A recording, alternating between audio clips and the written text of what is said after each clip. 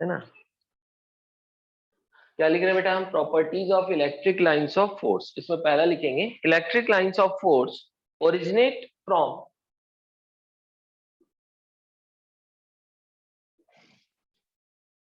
Positive charge. Electric lines of force कहां से origin करेगी, पॉजिटिव चार्ज से, and terminate on negative charge. And terminate, terminate मतलब end, terminate on negative charge. मतलब electric lines of force positive charge से निकलेगी हमेशा, मतलब डायरेक्शन क्या है इसका, away from positive charge, and terminate on negative charge का मतलब it will direct toward the negative charge. तो इसको हम कैसे बनाते हैं, देखो बेटा, ये हो गया पॉजिटिव चार्ज। अगर ये पॉजिटिव चार्ज है तो इलेक्ट्रिक लाइंस ऑफ फोर्स हम ऐसा दिखाएंगे, इधर ऐसा,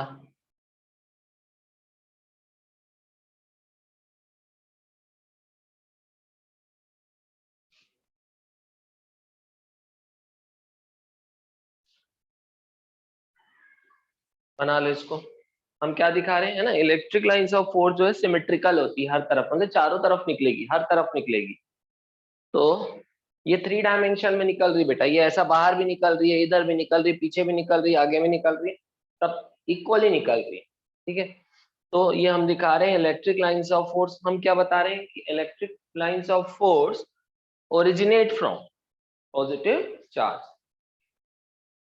एंड ये लाइंस ऑफ फोर्स कहीं ना कहीं जाके नेगेटिव चार्ज में टर्मिनेट होगी। तो हमको वो नेगेटिव चार्ज बनाने की जरूरत नहीं है, वो अंडरस्टूड है कि इलेक्ट्रिक लाइंस ऑफ फोर्स कहाँ जाके मिलेगी या एंड होगी, कहीं ना कहीं नेगेटिव चार्ज से। तो ये मैंने क्या बनाया, ये मैं क्या शो कर रहा हूँ, electric lines of force from single positive charge. This is electric lines of force from single positive, from single positive charge. एक सिंगल पॉजिटिव चार्ज से निकलने वाली इलेक्ट्रिक लाइंस ऑफ फोर्स का मैंने बनाया डायग्राम।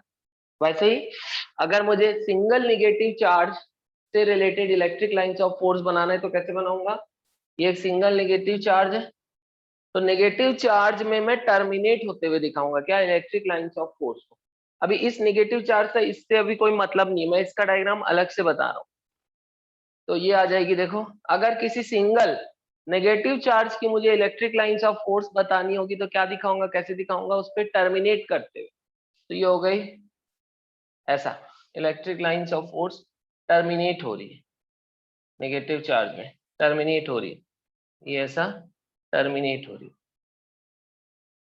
है ना। आप 4 लाइन बना के भी छोड़ सकते हो, ऐसा नहीं कि पूरा इतना बनाना जरूरी है, आप 4 बना के भी छोड़ सकते हो, लेकिन मैं ऐसा बना रहा हूँ, देखो ये ऐसा, ये ऐसा, ये ऐसा, और ये ऐसा।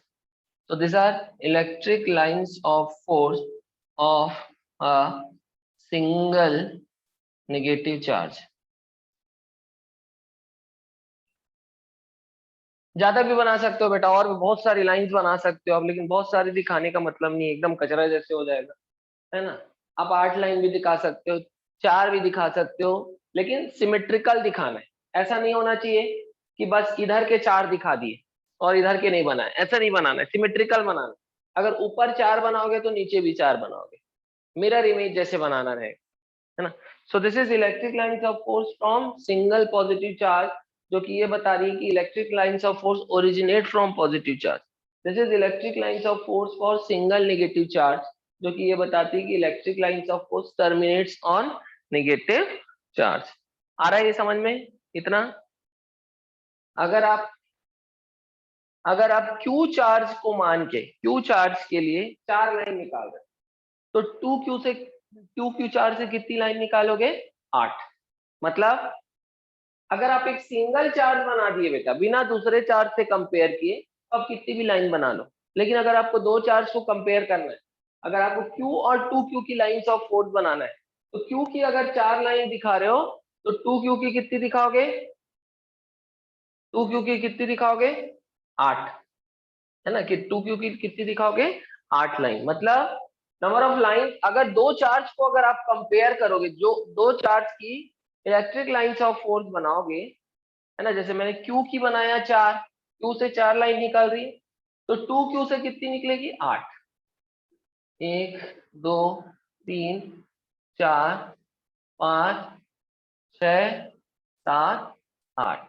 मतलब electric lines of force is directly proportional to magnitude of charge. ध्यान रखिए, अगर lines of force, electric lines of force ज्यादा है तो मैग्नीट्यूड ऑफ चार्ज भी ज्यादा होगा, इतना तो पक्की बात है। अगर आप यहाँ से, अगर आप चार्ज क्यू के लिए 4 लाइन निकाल 8 लाइन निकालते हो, तो यहाँ 2 क्यू के लिए कितनी लाइन निकालोगे? अगर यहाँ क्यू के लिए आप इलेक्ट्रिक लाइंस ऑफ फोर्स बनाते हो और 8 लाइन निकालते हो, तो 2 क्यू के लिए कितनी लाइन निकालोगे बेटा? 16। तो कंपैरिजन करोगे तो आपको प्रॉपर कंपैरिजन, दो चार्ज की लाइंस ऑफ फोर्स बनाओगे तो ध्यान रखना पड़ेगा, अगर यहाँ 2 चार्ज के लिए आप 4 लाइन निकाल रहे हो तो 2 क्यू के लिए कितनी निकालोगे? 8। 3 क्यू के लिए कितनी निकालोगे? 12। वो ध्यान रखना पड़ेगा। यहाँ पर हमको ध्यान रखना पड़ेगा कि charge is directly proportional to number of line of electric lines of forces. ये मैं आगे पॉइंट में लिखाऊंगा भी, लेकिन अभी समझ, है ना, जितनी ज्यादा लाइंस बनाओगे उतना ज्यादा चार्ज। हाँ, सिंगल चार्ज है तो उसके लिए कितना भी बना सकते हो, ऐसा नहीं है। अगर आप किसी दूसरे चार्ज से कंपेयर नहीं कर रहे हो, अगर आप एक ही चार्ज बनाना चाह रहे हो, एक ही चार्ज की इलेक्ट्रिक लाइंस ऑफ फोर्स बनाना चाह रहे हो, चाहे 4 बना दो, चाहे 8 बना दो, चाहे 16 बना दो, वो बना सकते हो। लेकिन दो से जब कंपेयर करोगे, दो चार्ज की इलेक्ट्रिक लाइंस ऑफ फोर्स से कंपेयर करोगे, तो हमको उस चीज को ध्यान रखना पड़ेगा कि एक चार्ज से दूसरा चार्ज कितने टाइम्स बड़ा है, तो उसके हिसाब से उतने टाइम्स आपको, अगर एक चार्ज के लिए पर्टिकुलर लाइंस ऑफ फोर्स निकाल रहे हो और कोई दूसरे चार्ज के लिए अगर आपको लाइंस ऑफ फोर्स निकालना है, तो आपको देखना पड़ेगा कि दूसरा चार्ज किसी पर्टिकुलर चार्ज से कितना बड़ा है, उसके करस्पॉन्डिंग आपको लाइंस ऑफ फोर्स निकालनी होगी।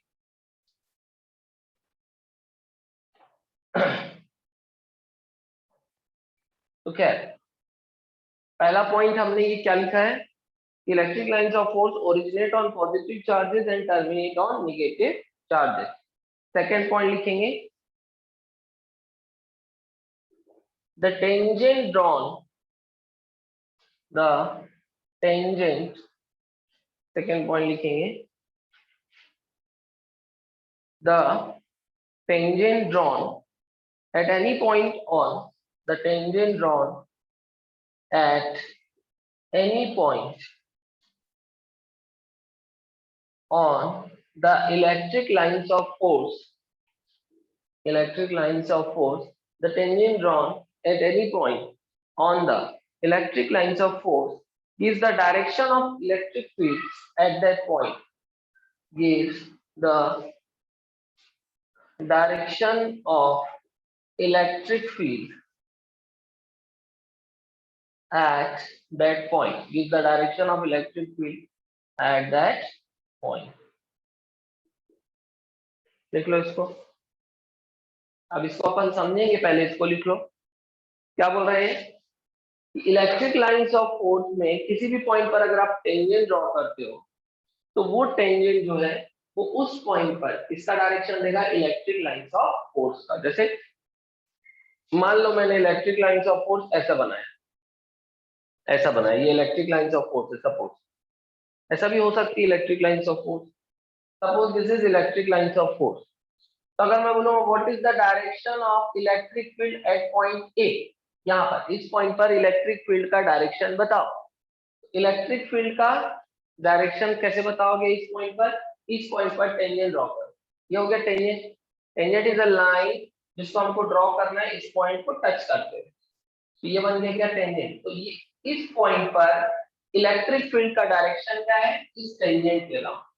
तो किसी भी पॉइंट पर अगर आपको इलेक्ट्रिक फील्ड का डायरेक्शन फाइंड करना है ना, इलेक्ट्रिक लाइंस ऑफ फोर्स में किसी भी पॉइंट पर अगर आपको इलेक्ट्रिक फील्ड का डायरेक्शन फाइंड करना है, तो उस पॉइंट पर आप क्या ड्रॉ करोगे, टेंजेंट। और वो टेंजेंट किसका डायरेक्शन देगा, उस पॉइंट पर इलेक्ट्रिक फील्ड का डायरेक्शन देगा। समझ में आ रहा है बेटा, ये क्लियर है? Yes sir. Yes sir. Electric lines of force का एक इंपॉर्टेंट यूज पता चला इलेक्ट्रिक लाइंस ऑफ फोर्स की मदद से हमको किसका डायरेक्शन पता चलता है, इलेक्ट्रिक फील्ड का। इसका डायरेक्शन पता चलता है इलेक्ट्रिक फील्ड का। ठीक, कैसे? देखो बेटा, जिस डायरेक्शन में इलेक्ट्रिक लाइंस ऑफ फोर्स होगी वही डायरेक्शन इलेक्ट्रिक फील्ड का होगा। एक चीज नोट पॉइंट आप लोग लिख लेंगे कि the direction of electric lines of force represent the direction of electric field. जो डायरेक्शन, नोट पॉइंट लिख लोगे आप, जो direction electric lines of force का होगा वही डायरेक्शन इलेक्ट्रिक फील्ड का होगा। तो इलेक्ट्रिक फील्ड का मैंने डायरेक्शन कैसे बताया, कैसे लिखना है इलेक्ट्रिक फील्ड का डायरेक्शन बताएंगे आप लोग। इलेक्ट्रिक फील्ड का डायरेक्शन कि इलेक्ट्रिक फील्ड का डायरेक्शन फाइंड करना है तो टेस्ट चार्ज को फ्री कर दो। टेस्ट चार्ज जिस डायरेक्शन में मूव करेगा वही डायरेक्शन, और ये टेस्ट चार्ज हमेशा क्या लेना है, पॉजिटिव। टेस्ट चार्ज का जो डायरेक्शन होगा वही डायरेक्शन इलेक्ट्रिक फील्ड का होगा। और अभी हमने ये भी देखा कि टेस्ट चार्ज जिस डायरेक्शन में मूव करता है वही direction electric lines of force का है। इसका मतलब electric lines of force represent the direction of electric field. ये समझ में आ गया आप लोगों को? क्लियर है? Electric lines of force represent the direction of electric field. ये क्लियर हुआ क्या आप लोगों को? Yes sir. ठीक, तो इसका मतलब ये है कि अभी जैसे मैं बना रहा था कि पॉजिटिव चार्ज से निकल रही इलेक्ट्रिक लाइंस ऑफ फोर्स ऐसा ऐसा ऐसा ऐसा निकल रही। तो अगर मैं बोलूं what is the direction of electric lines of force eight point A, अगर मैं बोलूं what is the direction of electric lines of force eight point A, तो किस साइड होगा? Right side, upward, downward, left side, किधर होगा? Right side. Right side. Right side, है ना? क्योंकि जो direction electric lines of force का है वही डायरेक्शन किसका है, इलेक्ट्रिक फील्ड का। ठीक, यहाँ पर मैं बोलूं what is the direction of electric field, तो आप बोलोगे अपवर्ड। यहाँ पर बोलूं what is the direction of electric field, अगर मैं बोलूं पॉइंट सी में what is the direction of electric field, तो आप बोलोगे डाउनवर्ड। यहाँ पर मैं बोलूं डी पे what is the direction of electric field, तो आप बोलोगे लेफ्ट साइड। तो कहने का मतलब ये है कि इलेक्ट्रिक लाइंस ऑफ फोर्स की मदद से हम किसका डायरेक्शन फाइंड करते हैं, इलेक्ट्रिक फील्ड का। ये पॉइंट क्लियर हो गया आप लोगों को? Yes sir. है ना? अब जरूरी नहीं बेटा कि इलेक्ट्रिक लाइंस ऑफ फोर्स सीधा ही बने, कई बार इलेक्ट्रिक लाइंस ऑफ फोर्स ऐसा कर्व्ड भी बन जाती है। ऐसा इलेक्ट्रिक लाइंस ऑफ फोर्स ऐसा कर्व्ड बन जाती है। ठीक, ये होता है डाइपोल के केस में। डाइपोल मतलब एक पॉजिटिव और निगेटिव चार्ज का एक सेट होता है, इक्वल पॉजिटिव और निगेटिव चार्ज का एक equal positive and negative charge separated by certain distance is known as dipole. जैसे ये हो गया प्लस क्यू, ये हो गया minus Q, separated by certain distance, ये क्या बन गया, एक डाइपोल। डाइपोल टू पोल्स, मतलब एक पॉजिटिव और नेगेटिव। तो तो डाइपोल के केस में ऐसा इलेक्ट्रिक लाइंस ऑफ फोर्स बनती है, ऐसा पॉजिटिव से निकल रही है निगेटिव की तरफ जा रही है, पॉजिटिव से निकल रही है निगेटिव की तरफ जा रही है, पॉजिटिव से निकल रही है निगेटिव की तरफ जा रही है, पॉजिटिव से निकल रही है निगेटिव की तरफ ऐसे बनती है इलेक्ट्रिक लाइंस ऑफ फोर्स। अब मैं बोलूंगा कि इस पॉइंट पर बताओ इलेक्ट्रिक फील्ड का डायरेक्शन, इस पॉइंट पर इलेक्ट्रिक फील्ड का डायरेक्शन बताओ। तो यहाँ पर क्या क्या ड्रॉ करना पड़ेगा मुझे, एक टेंजेंट। क्या ड्रॉ करना पड़ेगा, टेंजेंट, क्योंकि यहाँ इलेक्ट्रिक लाइंस ऑफ फोर्स सीधा सीधा तो नहीं दिख रही है कि मैं बोलूंगा right side, upward, downward, left side, ऐसा नहीं बोल सकता। अब यहाँ पर मुझे कैसे दिख रही है, electric lines of force curve दिख रही है। तो फिर तरीका क्या है इलेक्ट्रिक फील्ड फाइंड करने का? तो अगर मैं बोलूँ what is the direction of electric field eight point A, तो यहाँ क्या ड्रॉ करूंगा बेटा, टेंजेंट। और ये जो टेंजेंट है, इस टेंजेंट का जो डायरेक्शन होगा इस पॉइंट पर, वही इस पॉइंट पर किसका डायरेक्शन होगा, इलेक्ट्रिक फील्ड का। तो यहाँ पर क्या दिया, देखो क्या लिखा, the tangent drawn at any point on the electric lines of force gives the direction of electric field at that point. अगर मैं बोलूंगा what is the direction of electric field at this point, point B, तो यहाँ पर tangent draw करूंगा ऐसा। तो ये डायरेक्शन इस पॉइंट पर, पॉइंट बी पर, ये वाला डायरेक्शन क्या हो जाएगा, इलेक्ट्रिक फील्ड का। आ रहा है ये समझ में? क्लियर है बेटा, ये मैं क्या बोलना चाह रहा हूँ आप लोगों को? Yes sir. Yes sir. तो किसी भी पॉइंट पर आपसे पूछे कि what is the direction of electric field at any point, तो आपको वहां क्या ड्रॉ करना है, टेंजेंट। ठीक, चलो। तो इलेक्ट्रिक लाइंस ऑफ फोर्स हमको मदद कर रही है क्या पहचानने में, इलेक्ट्रिक फील्ड का डायरेक्शन पहचानने में। ठीक, अब देखो बेटा, एक होता है, एक टर्म होता है यूनिफॉर्म और एक टर्म होता है नॉन यूनिफॉर्म। अगर मैं बोल रहा हूँ यूनिफॉर्म इलेक्ट्रिक फील्ड और मैं बोल रहा हूँ नॉन यूनिफॉर्म इलेक्ट्रिक फील्ड, दोनों में डिफरेंस है। अगर मैं बोल रहा हूँ यूनिफॉर्म इलेक्ट्रिक फील्ड, इसका क्या मतलब है? इसका मतलब ये है कि इलेक्ट्रिक फील्ड हर जगह कांस्टेंट है। इसका मतलब यूनिफॉर्म का मतलब क्या होता है? कांस्टेंट।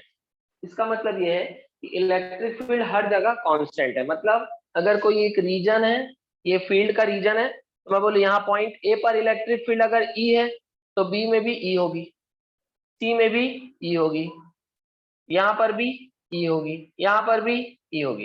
तो यूनिफॉर्म इलेक्ट्रिक फील्ड का मतलब होता है कि किसी पर्टिकुलर रीजन में इलेक्ट्रिक फील्ड की वैल्यू क्या है? कांस्टेंट है। और नॉन यूनिफॉर्म का मतलब होता है कि इलेक्ट्रिक फील्ड अलग अलग जगह में चेंज हो रही है ना। जैसे यहाँ पर मान लो इलेक्ट्रिक फील्ड इस पॉइंट पर ई है तो यहाँ 2e हो सकती है, इस पॉइंट पर 3e हो सकती है, यहाँ पर 2e हो सकती है।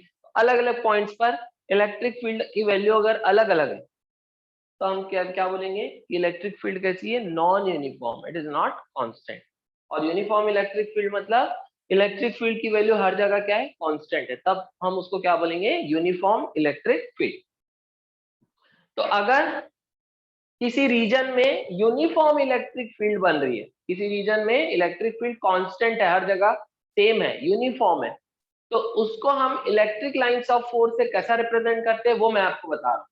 तो हम देखेंगे कि यूनिफॉर्म इलेक्ट्रिक फील्ड को हम कैसे पहचानेंगे कि किसी पर्टिकुलर रीजन में इलेक्ट्रिक फील्ड कांस्टेंट है या कि नहीं है, मतलब यूनिफॉर्म है या नहीं है। तो यूनिफॉर्म इलेक्ट्रिक फील्ड के रीजन को कैसे रिप्रेजेंट करते हैं हम? Straight, parallel, equidistant electric lines of force से रिप्रेजेंट करेंगे। एकदम इलेक्ट्रिक लाइंस ऑफ फोर्स अगर सीधी है और इक्विडिस्टेंट है, मतलब ये भी डिस्टेंस डी, इन दोनों के बीच का भी डिस्टेंस डी, और है ना, एक और बना लो, इन दोनों के बीच का भी डिस्टेंस डी। तो अगर ऐसी इलेक्ट्रिक लाइंस ऑफ फोर्स बन रही है, मतलब आप समझ जाओगे कि ये इलेक्ट्रिक लाइंस ऑफ फोर्स किसको रिप्रेजेंट कर रही है? यूनिफॉर्म इलेक्ट्रिक फील्ड को। किसको रिप्रेजेंट करेगी? तो यूनिफॉर्म इलेक्ट्रिक फील्ड को कैसे बनाते हैं हम? By straight equispaced. Equispace मतलब ये दोनों के बीच का डिस्टेंस सेम, ये दोनों के बीच का डिस्टेंस और ये दोनों के बीच का डिस्टेंस क्या है? सेम है। तो straight equi spaced parallel lines, parallel lines है ये तीनों लाइंस क्या है? पैरेलल है। चारों लाइंस क्या है? पैरेलल है।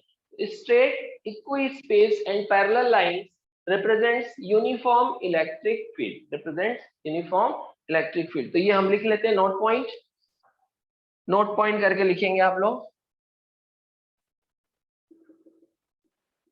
नोट पॉइंट करके लिखेंगे।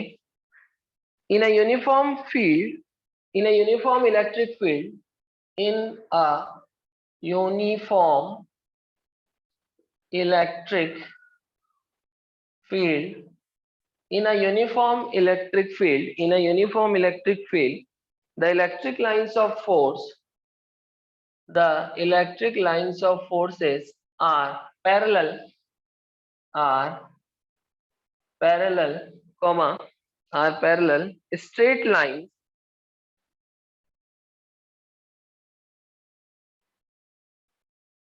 and equispaced, and equispaced लिख लेंगे और ड्रॉ भी कर लेंगे हम ऐसा।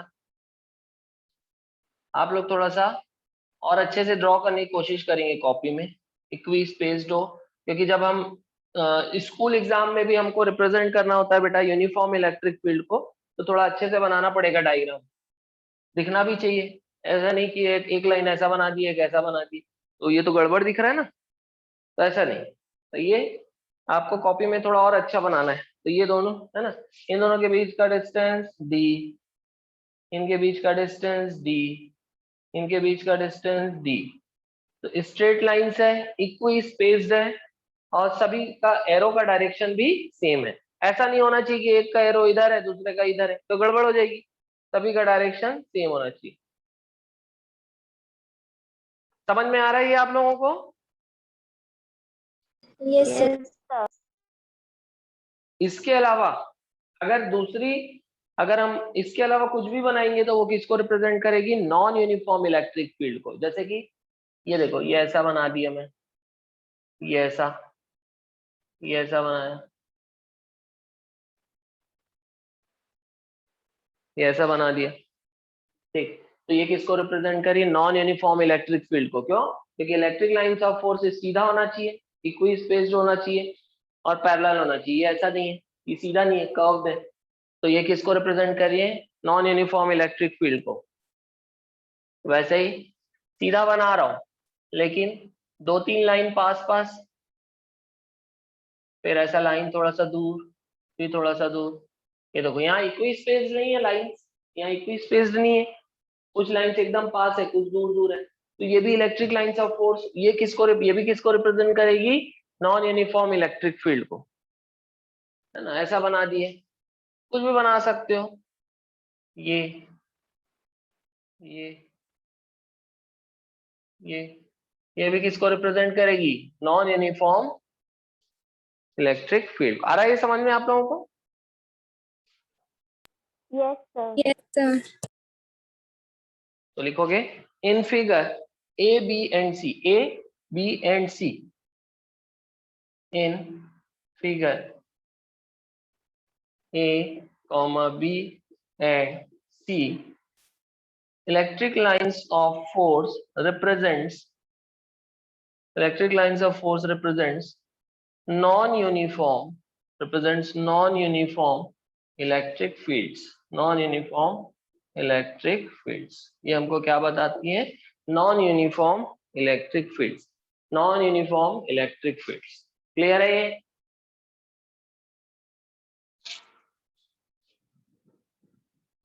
एक्चुअल में यूनिफॉर्म इलेक्ट्रिक फील्ड का मतलब होता है कि जहां पर इलेक्ट्रिक फील्ड की इंटेंसिटी, स्ट्रेंथ हर जगह सेम होना चाहिए और डायरेक्शन भी क्या होना चाहिए? कांस्टेंट। इलेक्ट्रिक फील्ड का डायरेक्शन भी क्या होना चाहिए? कांस्टेंट। देखो इलेक्ट्रिक फील्ड एक वेक्टर क्वांटिटी है बेटा। अगर एक वेक्टर क्वांटिटी कांस्टेंट है या यूनिफॉर्म है, मतलब उसका मैग्नीट्यूड भी कांस्टेंट होना चाहिए और डायरेक्शन भी कांस्टेंट होना चाहिए। अब इलेक्ट्रिक लाइंस ऑफ फोर्स जो है हमको दोनों चीज बताती है, एक तो इलेक्ट्रिक फील्ड का मैग्नीट्यूड भी बताती है और दूसरा डायरेक्शन भी। कैसे?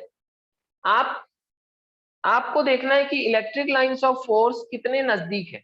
अगर इलेक्ट्रिक लाइंस ऑफ फोर्स नजदीक है ना, अगर इलेक्ट्रिक लाइंस ऑफ फोर्स की क्लोजनेस ज्यादा है किसी रीजन में, मतलब उस रीजन में इलेक्ट्रिक फील्ड स्ट्रांग है, उसका मैग्नीट्यूड ज्यादा है। जैसे यहाँ पर देखो इस रीजन में इलेक्ट्रिक लाइंस ऑफ फोर्स नजदीक है, क्लोज्ड है, तो वहां इलेक्ट्रिक फील्ड का मैग्नीट्यूड स्ट्रांग है, वहां इलेक्ट्रिक फील्ड स्ट्रांग है।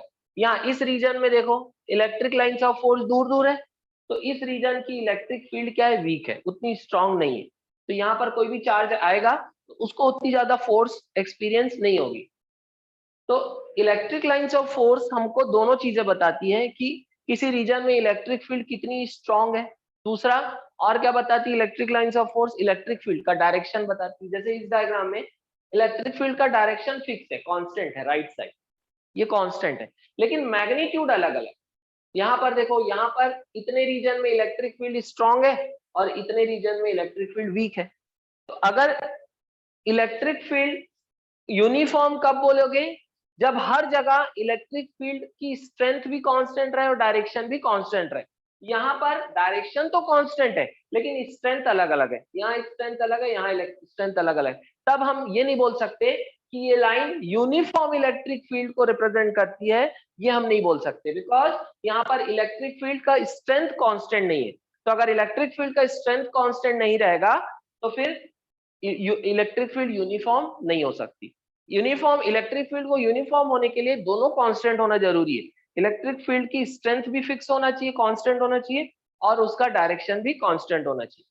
जैसे यहाँ पर देखो, यहाँ मुझे डिस्टेंस तो लगभग सेम रख रहे हैं, ये दोनों के बीच का डिस्टेंस भी डी लग रहा है, यहाँ पर भी डिस्टेंस डी लग रहा है। डिस्टेंस जो स्पेसिंग है दो लाइंस की वो सेम लग रही है, मतलब इलेक्ट्रिक फील्ड की स्ट्रेंथ जो है लगभग हर जगह सेम होगी, लेकिन डायरेक्शन कंटिन्यूअसली चेंज हो रहा है। इलेक्ट्रिक फील्ड का डायरेक्शन कंटिन्यूअसली चेंज हो रहा है। यहाँ टेंजेंट ड्रॉ करूंगा तो इधर डायरेक्शन बताएगा, इधर टेंजेंट ड्रॉ करूंगा तो इधर डायरेक्शन बताएगा, इधर टेंजेंट ड्रॉ करूंगा तो इधर डायरेक्शन बताएगा। तो क्योंकि यहाँ डायरेक्शन चेंज हो रहा है, क्योंकि यहाँ इलेक्ट्रिक फील्ड का डायरेक्शन कंटिन्यूअसली चेंज हो रहा है, इसलिए हम बोलेंगे कि यहाँ इलेक्ट्रिक फील्ड यूनिफॉर्म नहीं है। क्योंकि वेक्टर अगर कांस्टेंट है अगर किसी वेक्टर को कांस्टेंट होना है तो उसका मैग्नीट्यूड भी कांस्टेंट होना चाहिए और डायरेक्शन भी। दोनों में से कोई एक चीज अगर कांस्टेंट नहीं है या दोनों कांस्टेंट नहीं है तो हम बोलेंगे कि वेक्टर कांस्टेंट नहीं है। जैसे यहाँ पर डायरेक्शन कांस्टेंट नहीं है इसलिए इलेक्ट्रिक फील्ड कांस्टेंट नहीं है, means electric field is non uniform. यहाँ मैग्नीट्यूड कांस्टेंट नहीं है इसलिए इलेक्ट्रिक फील्ड कांस्टेंट नहीं है, हम बोलेंगे electric field is non uniform. यहाँ पर भी वैसे ही कुछ हो रहा है। तो अगर इलेक्ट्रिक फील्ड को कांस्टेंट होना है तो उसका मैग्नीट्यूड भी कांस्टेंट होना चाहिए और डायरेक्शन भी। जैसे कि हम रिप्रेजेंट करते हैं straight equi spaced parallel line से। देखो यहाँ पर डायरेक्शन हर जगह सेम है, डिस्टेंस भी हर जगह सेम है, ये डिस्टेंस डी है, ये भी डिस्टेंस डी है, ये भी डिस्टेंस डी हो गया। तो क्योंकि लाइंस इक्वी स्पेस्ड है इसलिए हर जगह इलेक्ट्रिक फील्ड की स्ट्रेंथ भी फिक्स है, कांस्टेंट है, और डायरेक्शन तो कांस्टेंट दिख ही रहा है। इसलिए हम बोलेंगे कि ये लाइंस किसको रिप्रेजेंट कर रही है, यूनिफॉर्म इलेक्ट्रिक फील्ड को, क्योंकि इसमें दोनों चीज कांस्टेंट दिख रही है मुझे, डायरेक्शन भी कांस्टेंट दिख रहा है और स्ट्रेंथ भी कांस्टेंट दिख रही है। क्लियर हो रहा है मैं क्या बोलना चाह रहा हूँ? ऑफ फोर्स की बेटा ध्यान रखना है अपने को, तो स्कूल में बोर्ड एग्जाम में भी लिखने आता है properties of electric lines of force, definition और प्रॉपर्टीज। तो नेक्स्ट प्रॉपर्टी क्या है, two electric lines of force can never intersect each other. दो इलेक्ट्रिक लाइंस ऑफ फोर्स एक दूसरे को क्रॉस नहीं कर सकती। जैसे एक इलेक्ट्रिक लाइंस ऑफ फोर्स ऐसा, दूसरी ऐसा, ऐसा आप नहीं बना सकते। यहाँ पर क्या दिखा रहा है कि दो इलेक्ट्रिक लाइंस ऑफ फोर्स एक दूसरे को इंटरसेक्ट करी, मतलब क्रॉस करी, जो कि पॉसिबल नहीं है। इसका रीजन क्या है कि अगर, because if they do so, अगर वो ऐसा करेंगी तो at the point of intersection there will be two tangents, तब हम यहाँ दो टेंजेंट ड्रॉ कर सकते हैं। क्योंकि अगर मेरे को किसी भी पॉइंट पर electric lines of force find का डायरेक्शन फाइंड करना है तो टेंजेंट बनाना पड़ेगा। अब इस लाइन के कारण जो टेंजेंट बनेगा वो इधर बनेगा और इस लाइन के कारण जो टेंजेंट बनेगा इधर बनेगा, मतलब एक ही पॉइंट पर इलेक्ट्रिक फील्ड के दो डायरेक्शन हो गए, जो कि पॉसिबल नहीं होगा। भाई इलेक्ट्रिक फील्ड का तो एक ही डायरेक्शन होगा, किसी भी पॉइंट पर इलेक्ट्रिक फील्ड का डायरेक्शन एक ही हो सकता है, तो इलेक्ट्रिक है ना। तो रीजन आपको समझ में आ रहा है कि दो lines, electric lines of force intersect या क्रॉस क्यों नहीं कर सकती, क्योंकि अगर वो ऐसा करेंगी तो एक ही पॉइंट पर दो टेंजेंट बन जाएंगे। कहने का मतलब यह है कि एक ही पॉइंट पर दो डायरेक्शन दिखा रहा होगा किसका, इलेक्ट्रिक फील्ड का, which is not possible. Point समझ में आ रहा है बेटा? ये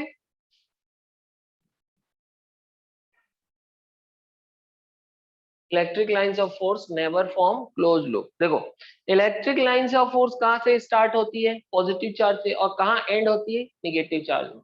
तो देखो बेटा ये पॉजिटिव चार्ज है, क्लोज लूप बनाने का मतलब ये है कि लाइंस ऑफ फोर्स यहीं से स्टार्ट हो जाए और यहीं खत्म हो जाए, तभी तो क्लोज लूप बनेगा, तभी तो क्या बनेगा, क्लोज लूप। लेकिन ऐसा पॉसिबल है क्या कि electric lines of force positive charge में एंड हो सकती है क्या बेटा, बताओ? क्लोज लूप बनाने का मतलब, क्लोज लूप का मतलब क्या होता है, जहां से स्टार्ट किए घूम फिर के वहीं आ गए। तो क्या कभी ऐसा हो सकता है कि electric lines of force positive charge से निकले और पॉजिटिव चार्ज में ही एंड हो जाए? ऐसा नहीं हो सकता। इसलिए electric lines of force never form closed loop. आ रहा है ये समझ में? जबकि मैग्नेटिक, आगे हम पढ़ेंगे मैग्नेटिक लाइंस ऑफ फोर्स जो है वो क्लोज लूप बनाती है, आगे हम पढ़ेंगे।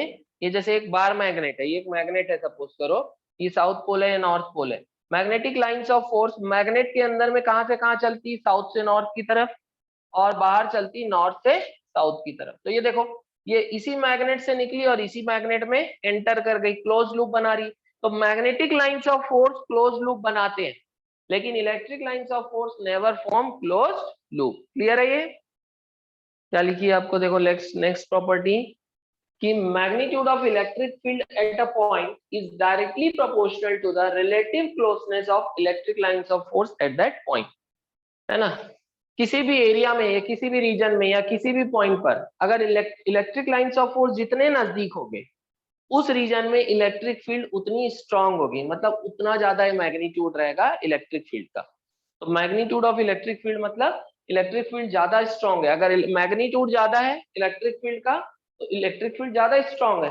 तो magnitude of electric field at a point is directly proportional to the relative closeness of electric lines of force at that point. अगर इलेक्ट्रिक लाइंस ऑफ फोर्स ज्यादा नजदीक है, अगर आपस में ज्यादा नजदीक है, तो उस रीजन में मैग्नीट्यूड ऑफ इलेक्ट्रिक फील्ड ज्यादा होगी, मतलब इलेक्ट्रिक फील्ड उस रीजन में बहुत स्ट्रांग होगी। ये हमको कौन बता रहा है ना, ये मैं आपको पहले भी बता चुका हूं। जैसे कि देखो बेटा, जैसे कि अगर मैं बोलूं, एक एग्जांपल ले रहा हूं, है ना, ये पॉजिटिव चार्ज है ना, ये लाइंस ऑफ फोर्स निकल रही है, देखो ऐसा, ये लाइंस ऑफ फोर्स निकल रही है, ठीक है। अगर मैं बोलूं ए, एक पॉइंट ए है और एक पॉइंट बी है, दोनों में से किस पॉइंट पर इलेक्ट्रिक फील्ड ज्यादा स्ट्रांग है, बताओ, ए में कि बी में? सर ए में।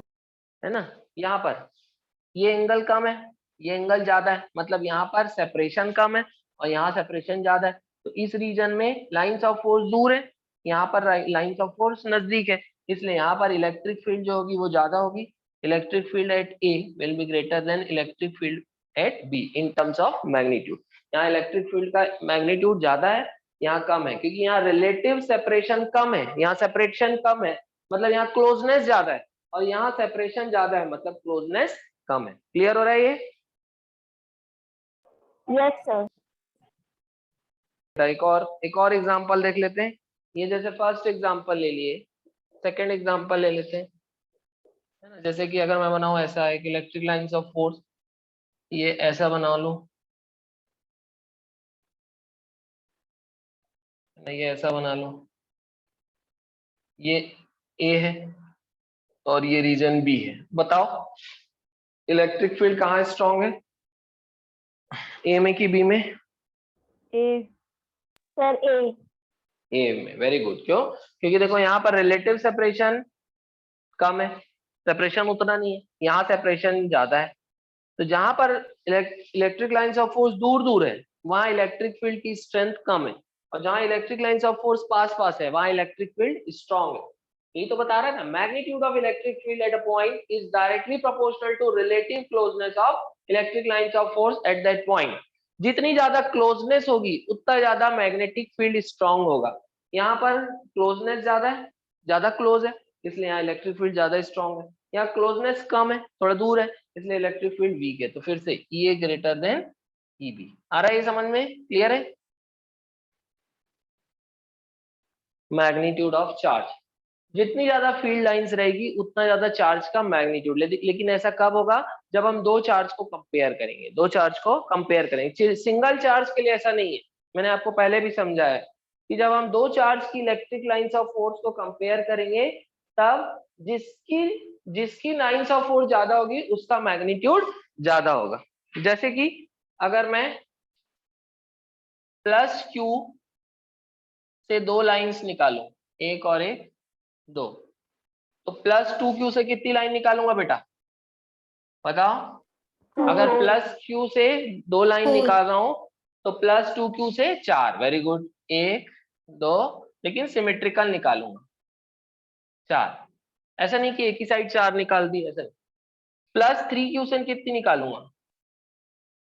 सिक्स निकालूंगा, गुड। प्लस थ्री क्यू से कितनी? सिक्स। एक, दो, तीन, चार, पांच, छह, ऐसा छह निकाल दिया। और प्लस फोर क्यू से कितनी निकालूंगा? आठ। एक, है ना, प्लस फोर क्यू से कितनी निकालूंगा? एक। तो जितना चार्ज उसके अकॉर्डिंग हमको क्या निकालना है? Lines of force. एक, दो, तीन, चार, पाँच, छ, सात, आठ। समझ में आ गया सबको कैसे बनाना है? Yes sir. बना लो। तो number of field lines is directly proportional to the magnitude of charge. Charge का मैग्नीट्यूड के प्रोपोर्शनल है number of electric lines of force. लेकिन ये कॉन्सेप्ट कब काम आएगा? जब हम दो चार्ज की इलेक्ट्रिक फील्ड लाइंस को कंपेयर करेंगे।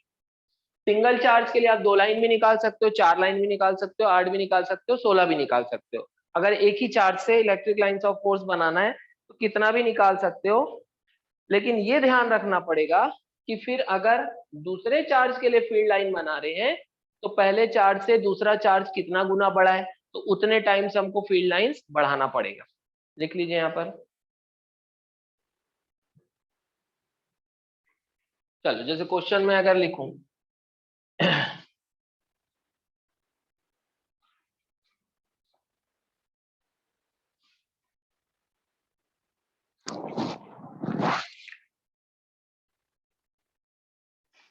क्वेश्चन अगर मैं लिखूं बेटा यहाँ Q1 है और यहाँ चार्ज है Q2,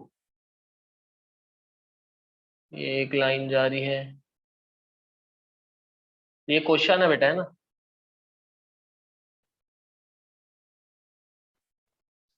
है ना, ये क्वेश्चन है।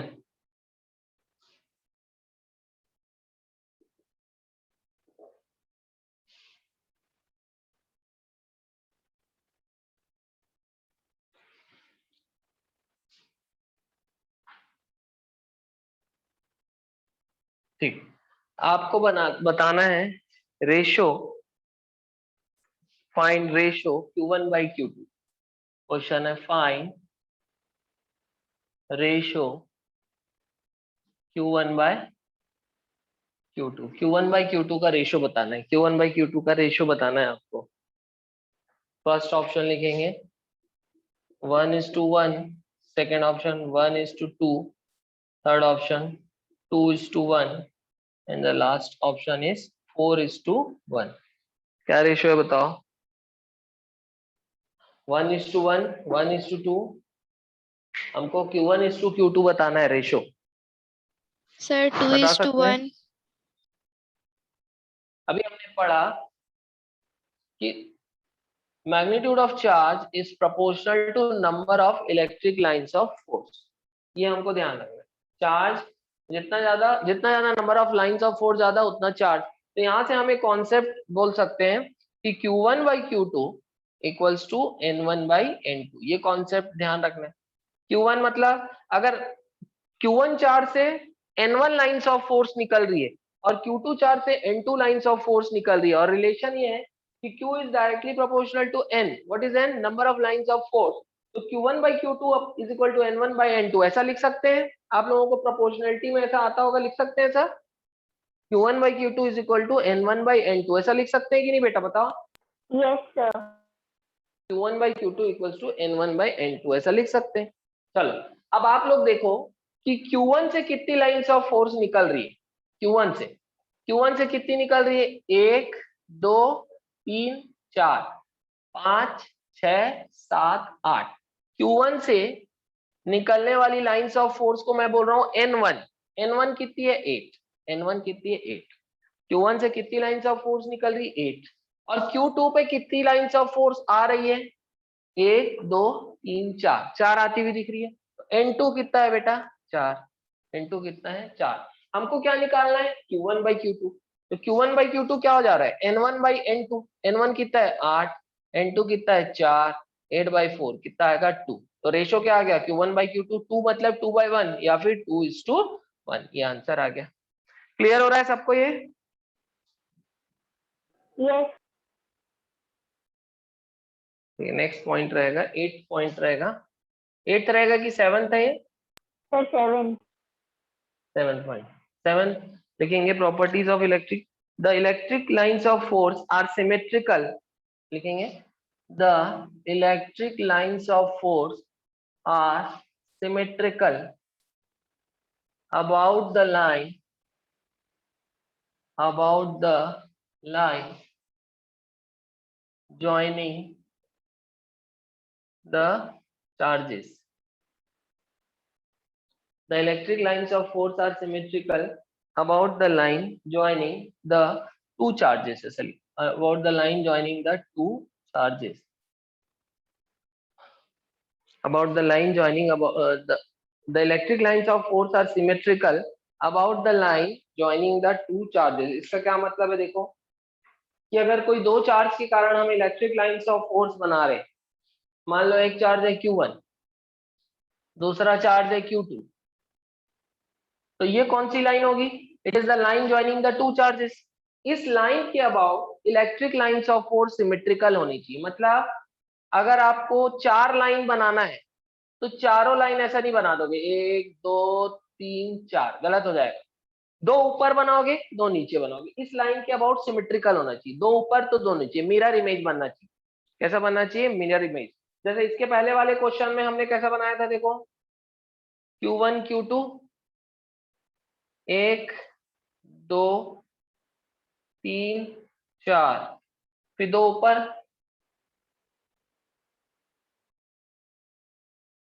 ऐसा बनाया था बेटा। देखो ये क्या है, it is the line joining the two charges. ये जो मैं लाइन बनाया हूँ, it is the line joining the two charges.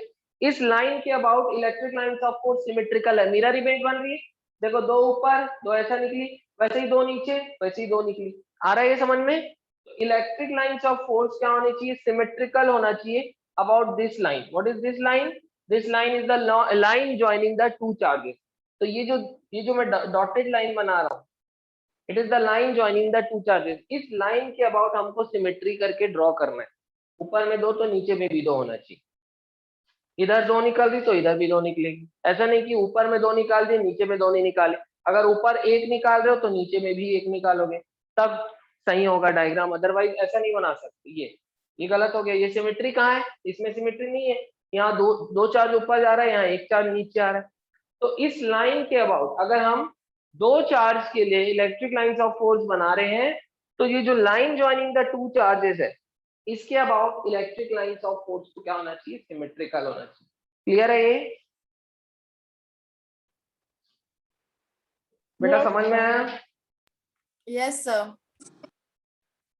ठीक, नेक्स्ट देखेंगे। Next property of electric lines of force, एक प्रॉपर्टी देखेंगे इलेक्ट्रिक लाइंस ऑफ फोर्स की। नेक्स्ट प्रॉपर्टी, एक property of electric lines of force. The field lines, the field lines, the field lines exhibit, the field lines exhibit lateral, या फिर bracket में लिखोगे side ways lateral expansion. The field lines exhibit lateral expansion, comma, thus indicating that, thus indicating that, thus indicating that like charges, thus indicating that like charges repel each other. Important point है कि जो field lines होती है बेटा, वो laterally expansion show करते हैं। मतलब देखो मैं बना रहा हूं, जैसे दो पॉजिटिव चार्ज है, दो लाइक चार्जेस है, पॉजिटिव चार्ज। तो अगर ये सिंगल पॉजिटिव चार्ज रहता तो लाइंस ऑफ फोर्स ऐसा जाती।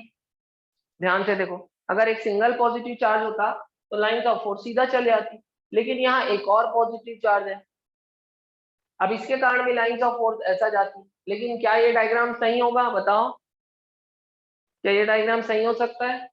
No sir. No, sir. क्यों? no sir. क्योंकि बेटा दो फील्ड लाइंस कभी भी एक दूसरे को क्रॉस नहीं कर सकती, इंटरसेक्ट नहीं कर सकती, इसलिए ये डायग्राम गलत हो गया।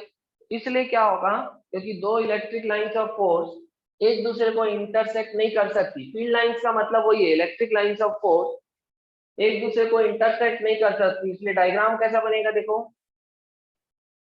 ये ऐसा, ये लेटरल एक्सपांशन शो करेंगे, ऐसा साइड वाइज मुड़ जाना, इसी को बोलते हैं लेटरल एक्सपांशन। ये ऐसा लेटरल एक्सपांशन शो करती है। वैसे इधर ना जाके इधर, इधर ना जाके इधर। तो electric lines of force shows lateral expansion, है ना। ये दोनों लाइन एक दूसरे को रिपेल करी, जिससे ये समझ में आता है दोनों लाइन एक दूसरे को क्रॉस नहीं करी, उससे दूर जा रही है। जिससे ये समझ में आता है कि like charges repel each other, like charges repel each other. तो field line shows lateral expansion indicating that like charges repel each other, like charges repel each other, like charges repel each other, like charges repel each other। ऐसा diagram बना लोगे आप लोग।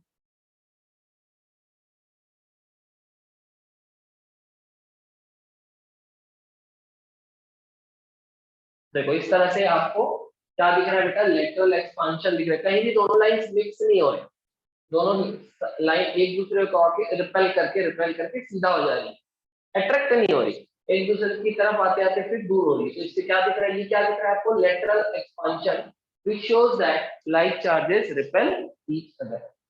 कहीं ना कहीं यहाँ एक पॉइंट होगा जहाँ इलेक्ट्रिक फील्ड क्या होगी, जीरो। क्यों, क्योंकि दोनों की इलेक्ट्रिक फील्ड कैंसिल कर देगी, इस पॉइंट को न्यूट्रल पॉइंट में। तो न्यूट्रल पॉइंट हमको किस केस में मिलेगा, लाइक चार्जेस के केस। न्यूट्रल पॉइंट हमको किस केस में मिलेगा, लाइक चार्जेस के केस में, है ना। जैसे ये प्लस टू चार्ज है, ये भी एक प्लस टू चार्ज है, तो बीच में कहीं हमको क्या मिलेगा, न्यूट्रल पॉइंट मिलेगा कहीं। इसके कारण electric field right side E1, इसके कारण इलेक्ट्रिक फील्ड इधर E2, दोनों की इलेक्ट्रिक फील्ड का मैग्नीट्यूड अगर सेम हो जाए तो डायरेक्शन अपोजिट हो जाता है, तो इलेक्ट्रिक फील्ड यहाँ पर क्या हो जाएगी, जीरो। इस पॉइंट को क्या कहा जाता है, न्यूट्रल पॉइंट। डायग्राम समझ में आया क्या आप लोगों को? Yes, sir. बेटा डायग्राम सबको समझ में आया ना, किसी को डाउट तो नहीं है? यहाँ पर आपको क्या दिख रहा है कि फील्ड लाइन जो है वो जाना था सीधा, जाती सीधा, लेकिन दूसरे चार्ज के होने के कारण वो लेंथ वाइज कॉन्ट्रैक्ट कर गई। ये इसको जाना था सीधा लेकिन ये मुड़ गई, इसी को बोलते हैं लॉन्गिट्यूडनल कॉन्ट्रैक्शन। और ऐसा कब होगा, जब दो अपोजिट चार्जेस जो होंगे वो होंगे, तब ऐसा होगा।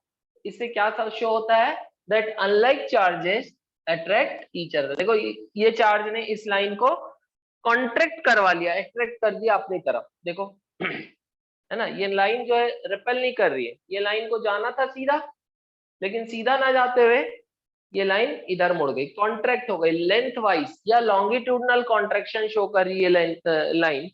तो फील्ड लाइंस जो है एग्जिबिट करती है लॉन्गिट्यूडनल या लेंथ वाइज कॉन्ट्रैक्शन। इसका मतलब क्या है, इसे क्या शो होता है, that unlike charges attract each other. इसे ये शो होता है that unlike charges attract each other. Clear हो रहा है बेटा, ये बस याद रखना।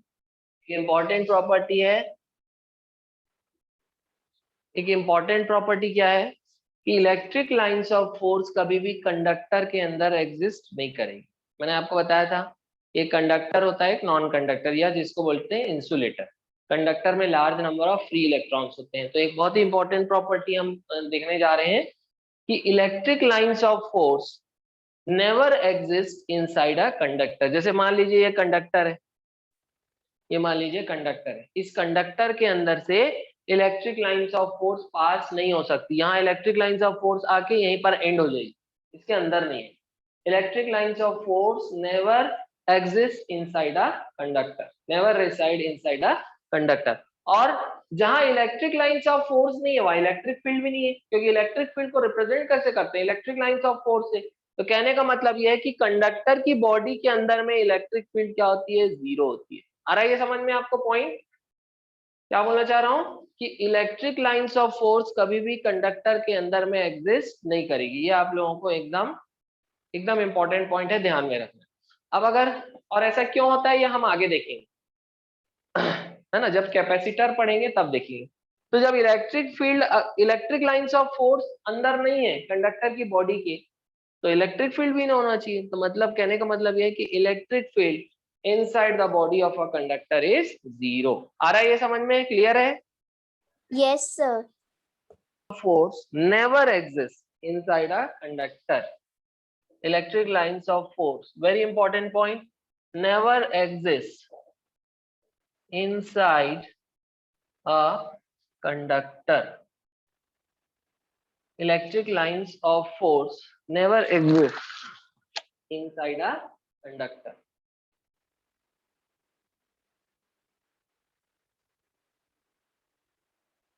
This indicates that electric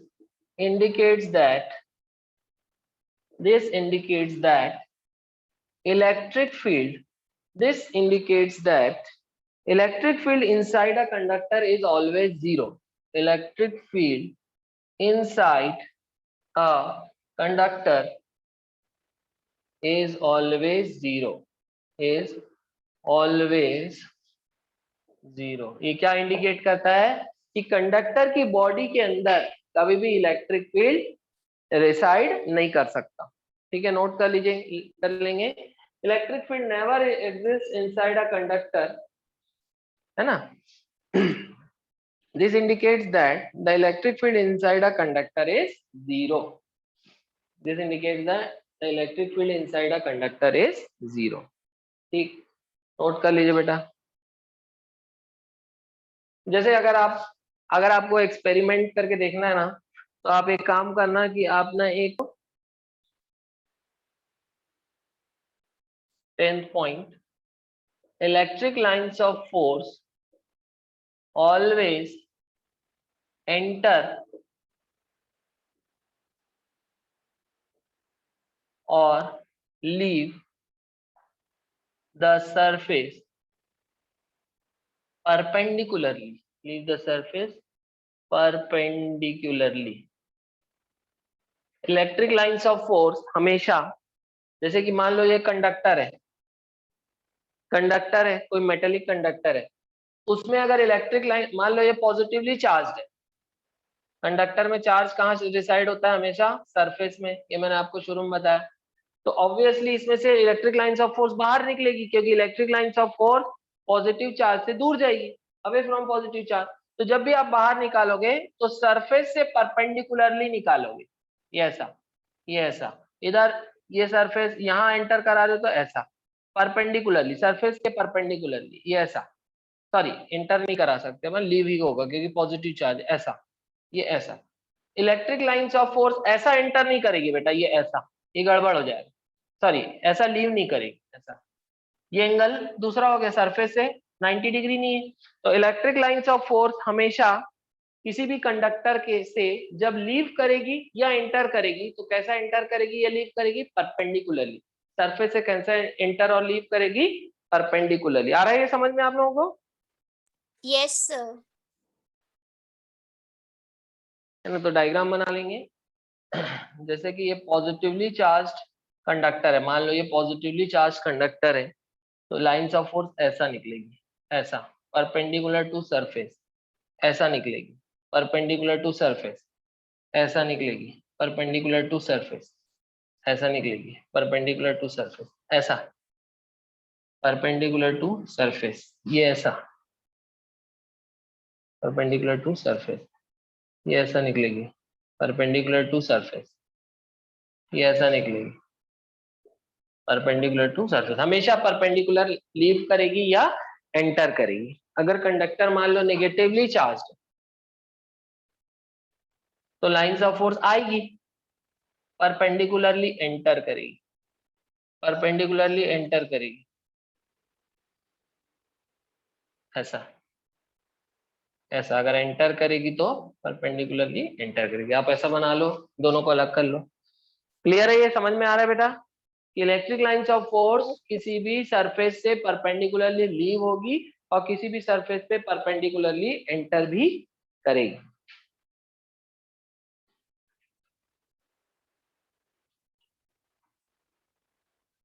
चलो क्वेश्चन एक कर लेते हैं इससे रिलेटेड.